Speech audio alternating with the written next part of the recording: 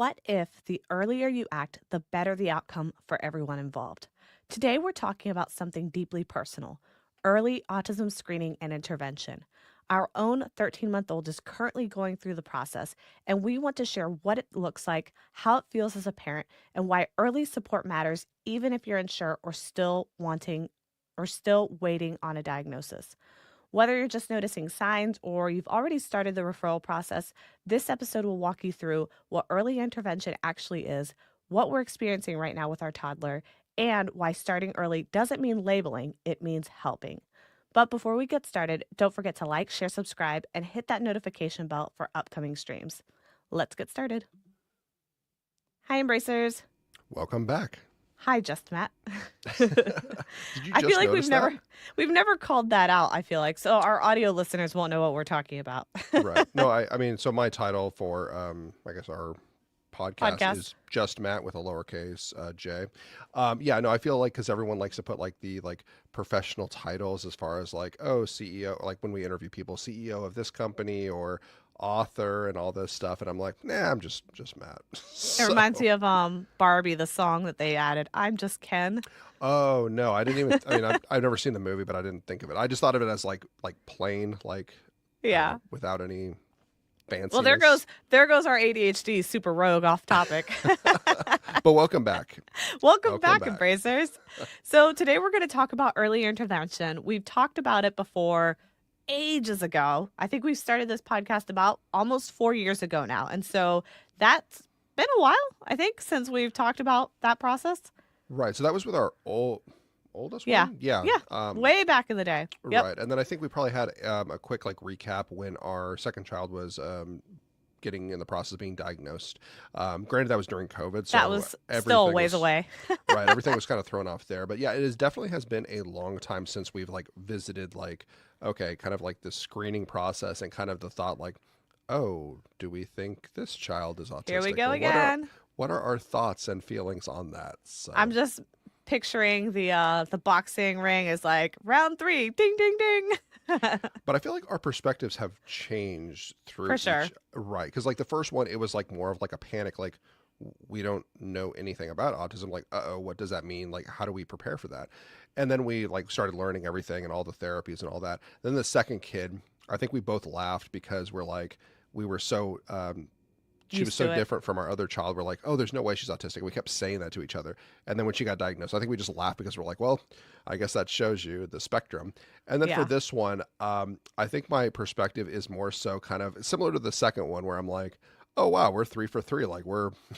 My genes are very strong. Right. In baseball terms, we're batting 1,000. We're there. So, yeah. So that's kind of how our perspective, or at least my perspective, has changed. I'm not sure your thoughts on it. It's funny because I feel like we're beating all statistical odds. We're like, yep, 3 for 3. Let's keep them going. Yeah, who would have thought that I would have been the odd one out? Well, you're definitely odd for sure. So right. So let's talk about early intervention. We're going to talk a little bit, just a general overview of what early intervention services are, who qualifies, how it works, things like that. So just for those of you who live in the United States, this is going to be relevant to you. If you live outside of the United States, your programs are probably very different. But for the United States, there is early intervention program, which covers ages birth to 3 through your local state programs. So the names of these programs vary from state to state. So for example, in Maryland, they called it the Infants and Toddler Program. Down here in Georgia, they call it the Babies Can't Wait Program. And every state also has a coordinating parent support program. So down here in Georgia, they call it Parent to Parent. I can't remember what it was called. Oh, in Maryland, they call it Parents Place of Maryland. Oh, so I thought there was also a child find. Is that also that's in connection? all in the same. Yeah, Okay. so that's the generic government term, but every state has their specific name for it, their specific branding for it. So when we're talking about early intervention services, that's what we're talking about. We're talking about those programs, but we can't tell you specifically what yours is going to be called. You'll have to look into your local public school system and ask them what their early intervention program is called, because every state is different. But essentially, that is a system that's put into place to flag kids who may be at risk for having some sort of disability or some sort of special need or a developmental disability or something like that. And the goal is to be able to identify every kid who has a potential disability from ages birth to 3 years old in order to be able to prepare them for going into the public school system with those supports in place. So the difference here is that if you are in an early intervention program, you will look to qualify for something that is called an IFSP. It's kind of like a precursor to an IEP, but they're not educational goals. They're more like family goals because your child is not in school yet. And so that's kind of like the primary difference there when you're in the early intervention program. It's really to help give some parent training and give some goals around your kid to help prepare them for what would likely be like a pre-K setting. Because oftentimes, if your kid does have special needs and qualifies for early intervention, they will often qualify for an early like pre-K setting before kindergarten. So that's really like the main goal there. Two important things to know is that it's mostly about developmental support. So it's not just autism. So if there's a speech impairment aside from autism, like no autism diagnosis, but still maybe speech delays or some sort of occupational therapy related delays, you don't have to have an autism diagnosis. It's for any sort of delays. And you don't need a diagnosis to get started. So you don't have to be diagnosed with autism in order to start getting services through early intervention. They will do their own screening. And if you qualify through them, regardless of that diagnosis, you can still get services. Is Well, I there wasn't anything? sure. Yeah, well, yeah. So real quick for our oldest daughter, this we had kind of learned about like or getting involved with like the child find essentially through our pediatrician, correct? Because was it through the Yeah. forms that we had basically filled out, kind of saying like, oh, she's missing milestones, and that Yeah. kind of sent off kind of red flags to the pediatrician, who then kind of recommended that we kind of look into these services coming to the home and like doing a observation of our child before we started to look into getting her diagnosed. So I just wanted to say, like for parents out there, I know no one wants to like fill out the forms and kind of show like a deficit in like these milestones that your child are meeting, but I definitely think that it is critical because then you can potentially get the services if they are qualifying in any specific way.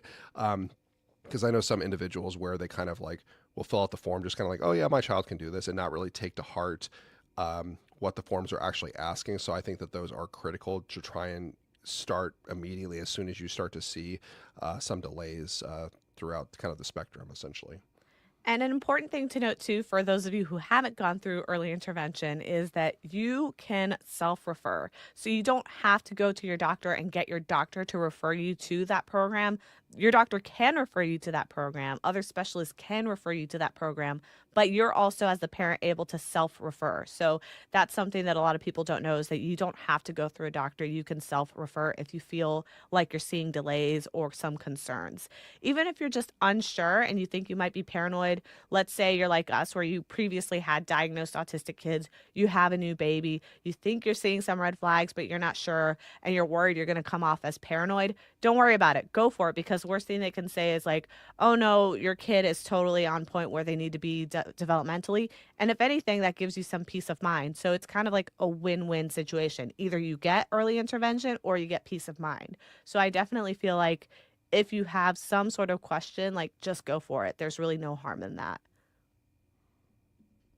Yeah, I agree. I mean, it's always better to just like put your mind at ease versus like kind of spinning your wheels and then like over analyzing everything that might be perfectly normal within that age range of the kids. So yeah, I think for us, since we already have the other two, it's kind of been on our radar, what, basically since like birth, where we're kind of like, okay, like let's see how the new baby kind of falls, if she's going to be kind of on the autistic or just a neurotypical. So that's kind of been where we're at.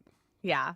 And it could just be speech delays or things like that, because if you have one child who's autistic, there's also a higher chance that your other kid might have like speech delays or things like that. They might not necessarily be autistic, but they're also at higher risk for having other delays. So, better safe than sorry.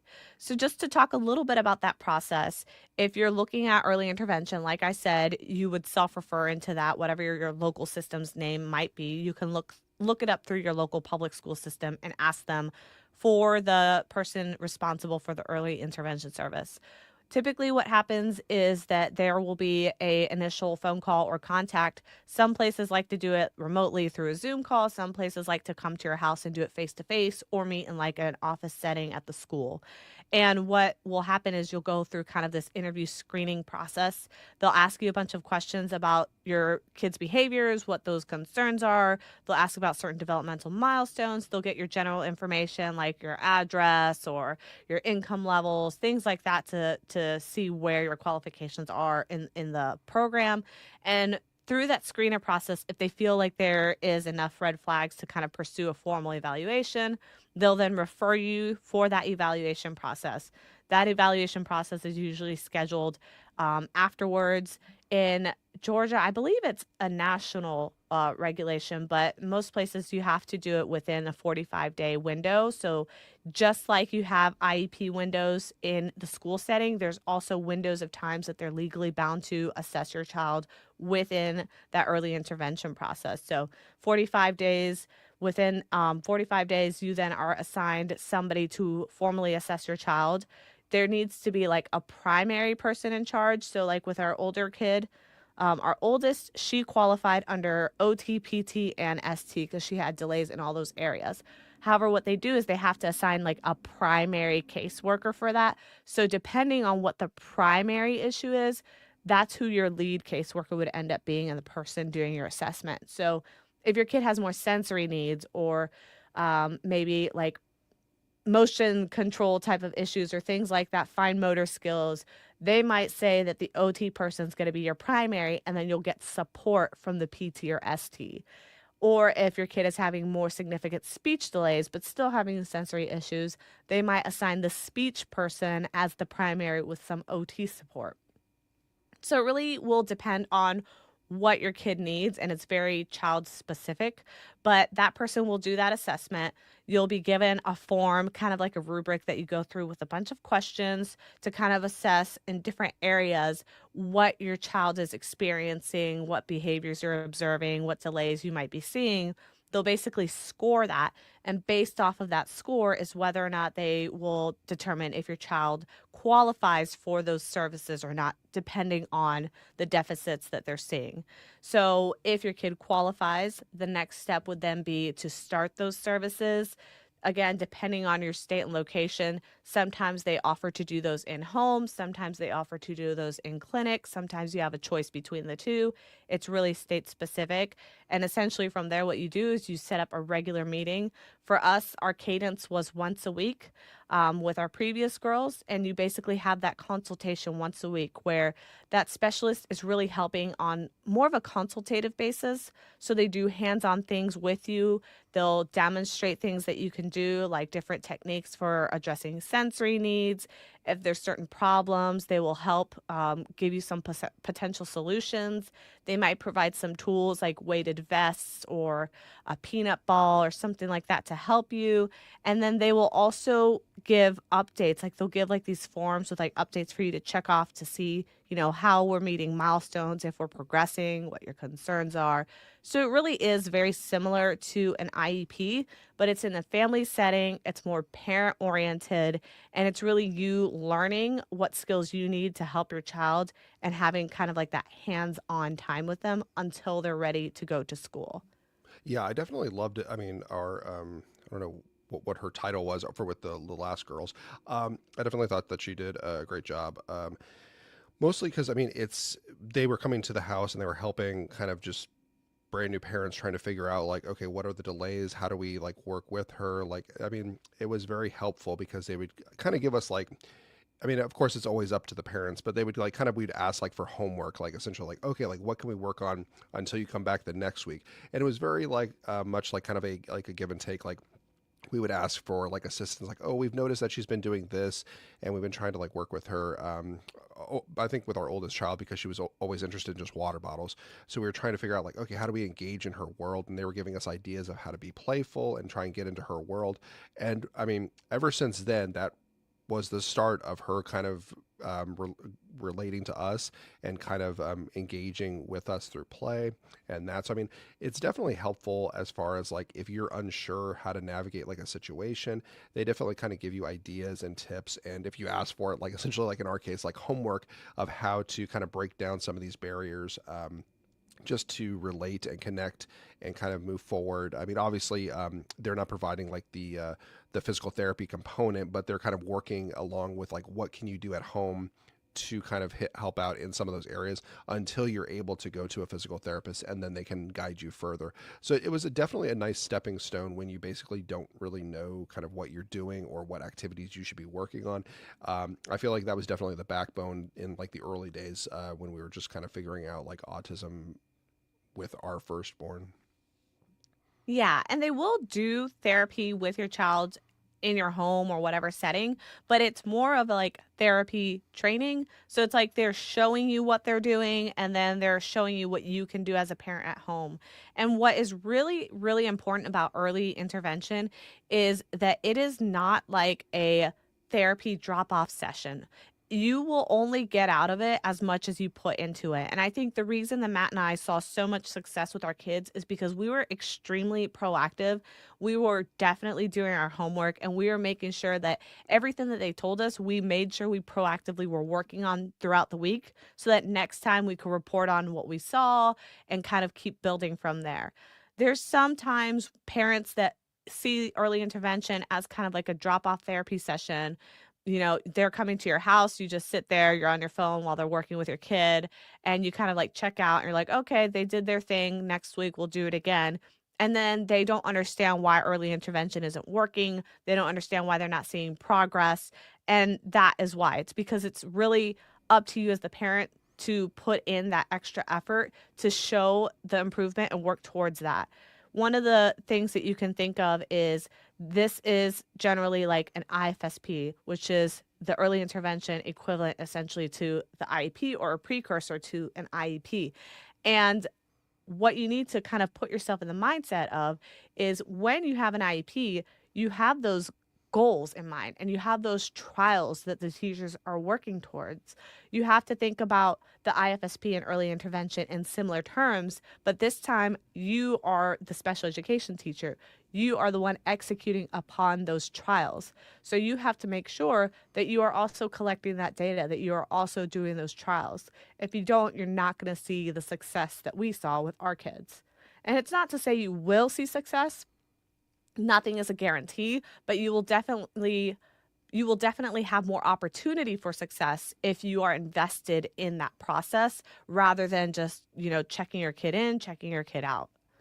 Well, it's like anything. I mean, if you spend 1 hour a week on learning a new skill or task, you're going to improve potentially just at that 1 hour rate.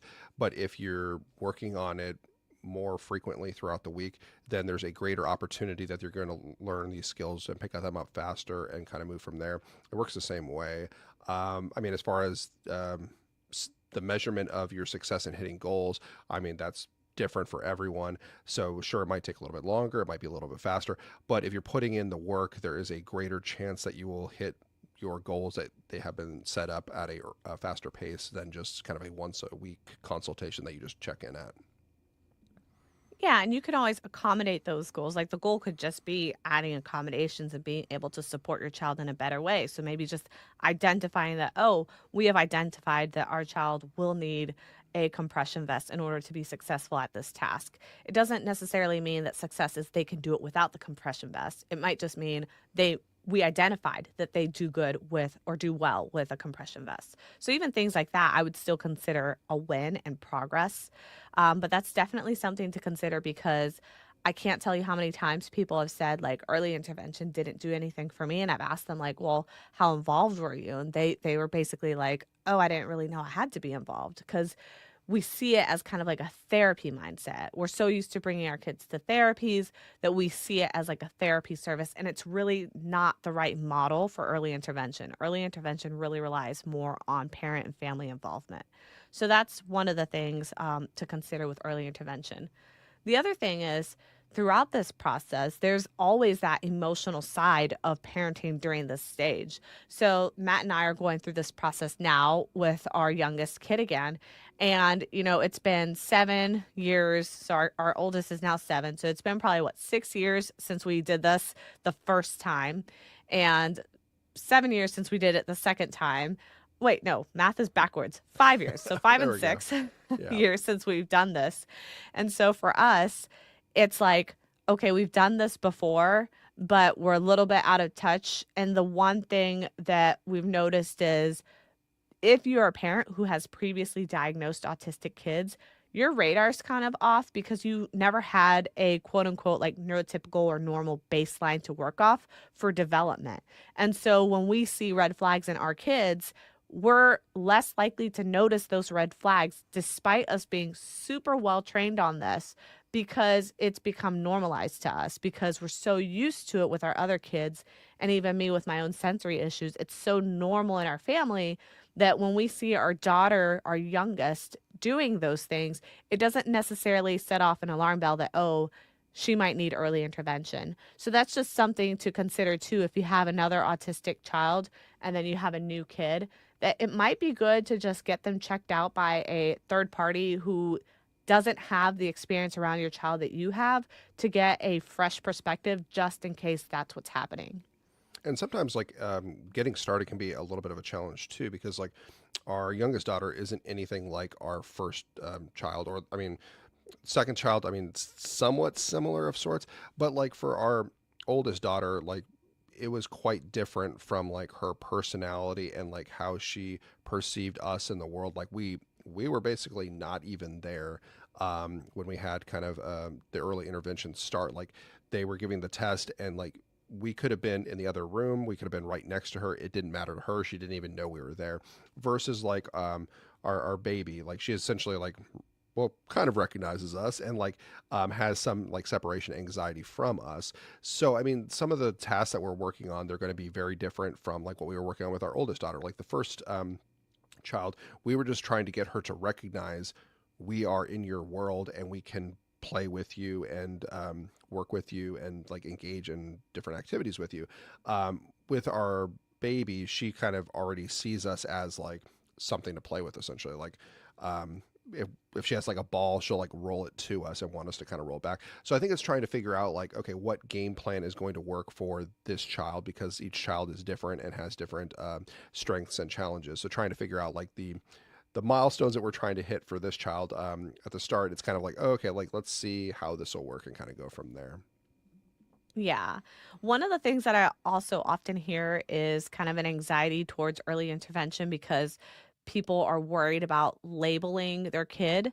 But what I would definitely stress is to not worry so much about the label and focus more on it being an avenue for support for your child. First of all, if your child goes through early intervention, that does not guarantee that they end up actually having a disability. They might just have a delay that support can help them reach their potential or reach up to their peers. So there are kids who go through early intervention and that's all that they need. They end up catching up with their peers and they're good to go. There's other kids like ours that end up having an autism diagnosis and they have something more significant and they end up needing more long-term therapies. But it's not a guarantee that if your kid qualifies for early intervention that means that they're going to be delayed essentially forever. Like that's not a guarantee. So definitely letting go of that fear around the labels of like a developmental delay or global developmental delay or anything like that. And just being open to the idea of like, this is really a way to provide your child with early support, which statistically, like, all the scientists basically agree like early intervention is the key to seeing long-term success when it comes to autism. So the earlier you can get them in, the better. And to me, I'd rather err on the side of caution. So if I get my kid qualified for early intervention, it turned out, oops, they actually aren't autistic. They just had a slight delay and we were able to resolve that and get them out. That's great, like no harm done. But if it ends up we put them in that early intervention and they were going to get an autism diagnosis, at least we put them in earlier rather than later so they were able to catch up at a faster rate because they were exposed to those supports earlier, which is really, really critical for autism. So that's just something to consider as well. Yeah, I mean, I get it. Like, obviously, you don't want to like You don't want to, as far as like put like a label on it, like you're worried, like, oh, what does that mean, kind of thing. But the idea is like if there is a deficit and it's able to be worked on and improved upon, it's not going to go away on its own. So like even if you don't have, if you choose, oh, I don't want early intervention, everything is fine. We'll just kind of ignore that there is any type of developmental delay or whatever the delay is. It's not going to go away on its own. It's only going to like you're going to have to address that at some point. So it's either you address it now and start working through trying to get some progress, or you ignore it and then it pops up later. So I don't really, I guess, understand kind of in the long term goals perspective of that being the best solution potentially, because I think it will do potentially more harm than good by ignoring these things, because you'll waste all that time that could have been used to try and make progress in the hopes that it will just kind of go away on its own, and it won't. Yeah, I think some of the things that keep people back too, make people kind of anxious about early intervention, is those common myths and hesitations that are associated with early intervention and a potential autism diagnosis. One of those things is that myth of like, oh, it's too early to tell. And back in the day, like during our generation, that was kind of like the common theme is doctors would basically say, "Oh, just wait until they're 5." They still use this model in the UK and in Europe. That's why they get their autism assessments way too late over there compared to the United States. They think that like, waiting it out, maybe your kid isn't actually autistic. Maybe they're not actually delayed. They just need a little extra time to catch up. And unfortunately, what happens is if you're correct, great. But if you're wrong, you just missed out on a very valuable window of developmental time that could have helped your kid progress that you'll never get back. And the neuroscience is pretty clear that those first like 3 years of development are critical for neuroplasticity and they're critical for that early brain development. So it's really, really important to not miss that window if you can help it, because they're more likely to make progress if they're in that window than if they're outside of that window. It becomes much harder that at that point. Um, so that first myth of like it's too early to tell, I would just completely, dismiss that. If anyone says that, just, insist, I still want to get this checked out. The other the other myth that you hear a lot is that whole thing that's similar to that of like they'll grow out of it. So a lot of times people will say, oh, they'll grow out of it. They just need a little bit of time. They're just, a late bloomer. And sometimes that can be true. But sometimes, like in the case of our child, it might be the sign of something starting. So for our baby right now, we put her in early intervention and we were kind of going back and forth like, well, we're seeing some signs, but we don't feel like it's at the tipping point where we feel comfortable saying that it's autism. We feel like it's still kind of 50-50 right now. And so we were kind of going back and forth between like, should we put her in early intervention services? Is this something that she'll catch up on?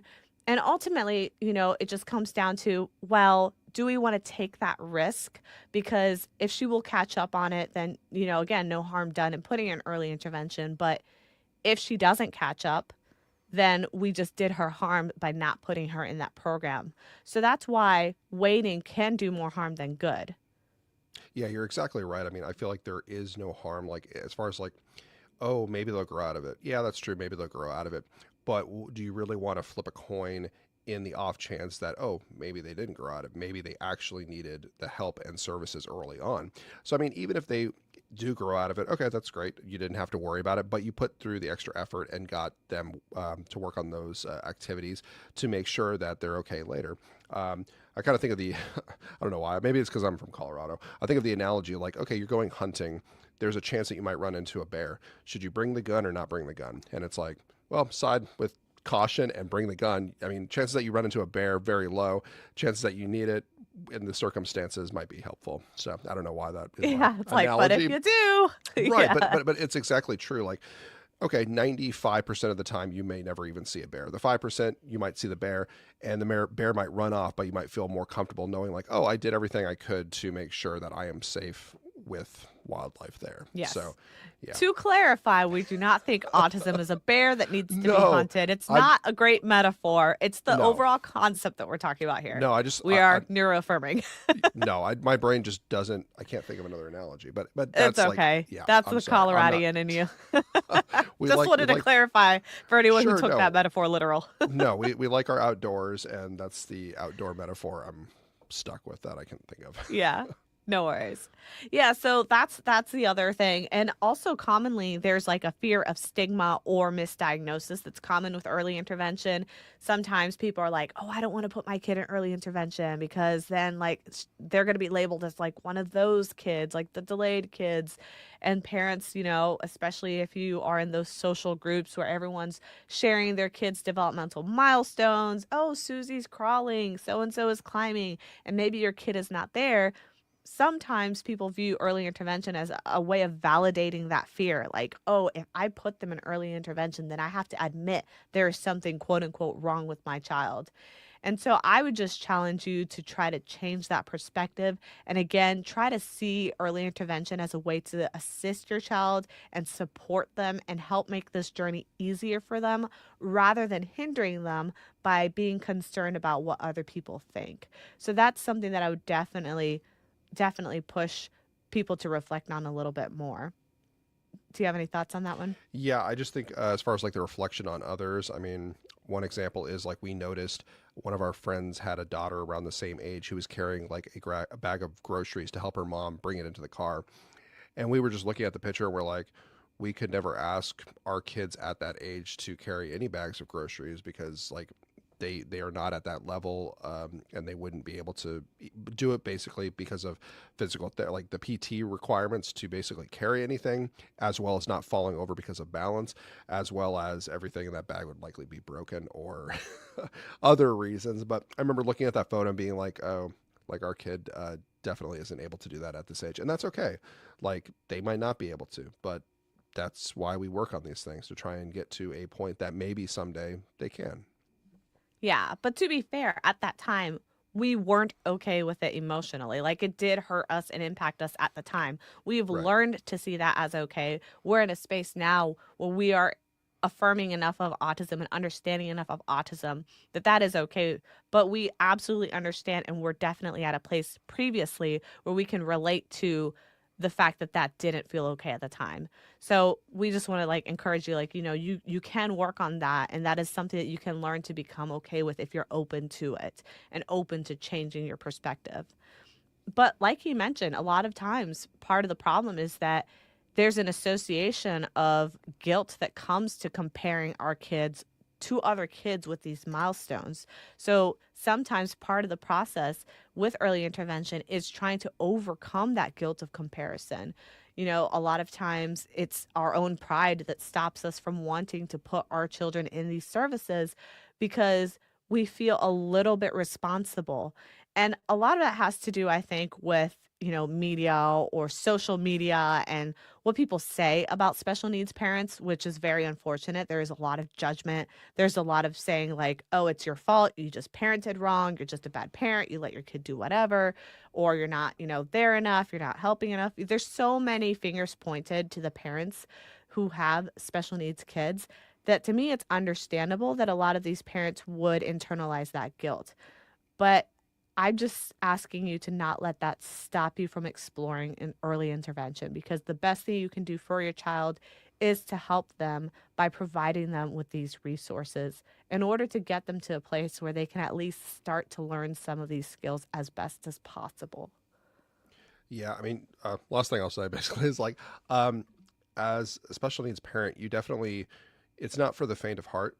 Um, you will definitely struggle, and you will have to kind of get thick skin because there is going to be judgment. And I mean, I'm not saying like there's not going to be any judge. Like you will have at some point during this journey some type of judgment from either family members, friends, or just strangers at the playground. Like there will be some type of judgment on you as a parent and your kids and something that you have done wrong.